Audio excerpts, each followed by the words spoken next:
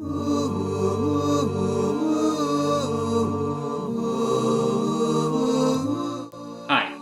it's Rabbi Pinchas Landis, Partners in Torah in Cleveland. I'd like to share with you an idea about the upcoming day of Tisha B'av, the day of Jewish national mourning, where we focus on all of the calamities that have happened to the Jewish people throughout our history. There's an interesting section of the Talmud, Tractate Gittin, that discusses many of the most monumental tragedies that had happened. The destruction of the temple in Jerusalem, the destruction of a place called Tur Malka, the mountain of the king, and the destruction of a city called Beitar. And the Talmud describes how each of those events came to take place, how all those destructions that led to the destruction of the land of Israel, the destruction of the lives of probably hundreds if not millions of Jews, how they came to happen. And there's a similar thread that goes through all the stories. The Talmud says, how was the temple in Jerusalem destroyed? It happened because of a story of Kamsa bar Kamsa.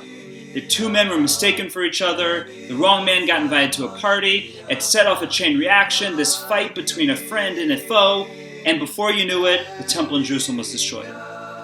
Go on to the city of Tur Malka, the city of the mountain of the king. How did that get destroyed? Because a chicken and a rooster were inadvertently taken by the Romans, and it led to, again, a chain reaction of events that saw that area of thousands of Jews destroyed. The great city of Beitar, how did that get destroyed? Well, it led to these two trees being cut down to fix a wagon of one of the Roman soldiers, and that led to a chain reaction, and that led to the war that saw that city and thousands of Jews' lives come to an end. There's an interesting thread through these three stories, and that is that if we analyze each one, we will see that they're stories of seemingly pretty insignificant events that led to cataclysmic disaster. I'll share with you another similar story and slightly more modern history within the past little over 100 years that happened. And that is the outbreak of World War I. If you look up or ask any historian what led to the outbreak of World War I, they'll tell you that it was the assassination of the Archduke Ferdinand of Austria that led to the outbreak of World War I.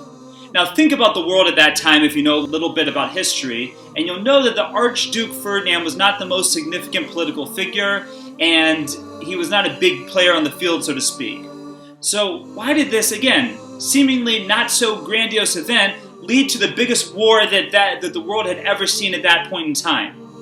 And we can ask the question about all these stories.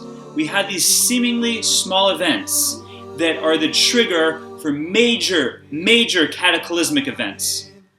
I think the answer is this: that if we analyze any of those events a little bit deeper, you'll see that yes, it was this fight of Kamsa and Bar Kamsa that led to the destruction of the temple. And yes, it was the rooster and the chicken that led to the mountain of the king's destruction. And yes, it was the trees being cut down that led to the destruction of Beitar. And yes, it was the assassination of Archduke Ferdinand that led to World War I.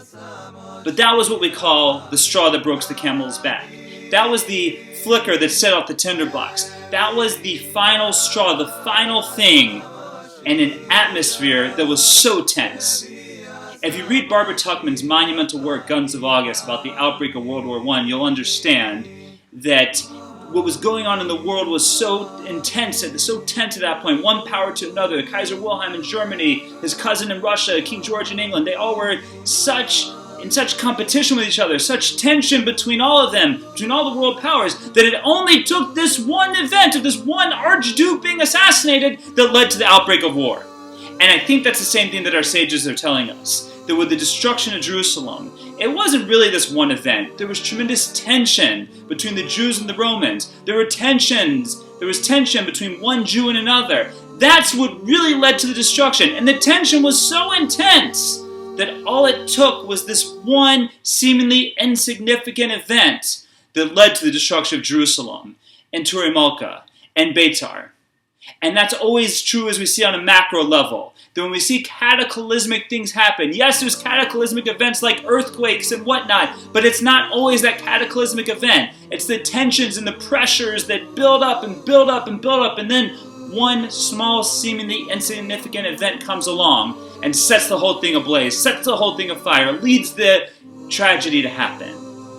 And that happens so often on a macro level. But if we think about it and also happens on a micro level. Our sages tell us that why is Tisha B'av such a dark day? Why have all these tragedies befallen the Jewish people? And the answer that we're given is sinas chinam, baseless hatred, one Jew to another.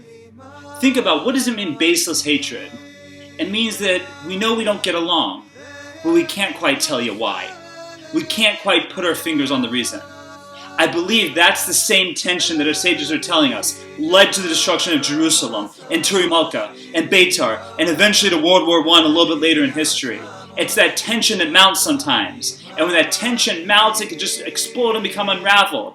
And it's true on this macro level, and it's true on the micro level of our interpersonal relationships, one person to another, with our spouses, with our children, with our family, with our friends. You look at situations that sometimes are so depressing.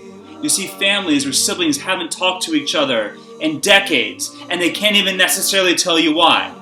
But it's because that tension mounts and builds and gets to the point where it just explodes, and to piece it back together after that point, it's so difficult. So think about it for a moment. If we want to end these problems in the world, end the baseless hatred, end the struggles, do you think it's trying to make sure those small events, the straws that break the camel's back, don't happen? Or do you think it's better to deal with the tension sometimes in our relationships?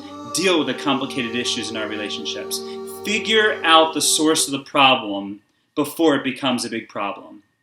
If on this Tisha B'av, as we reflect on all the Jewish tragedy that's happened, we can make that commitment to look at our lives, to look at those relationships, to look at the situations that we have and say, you know what?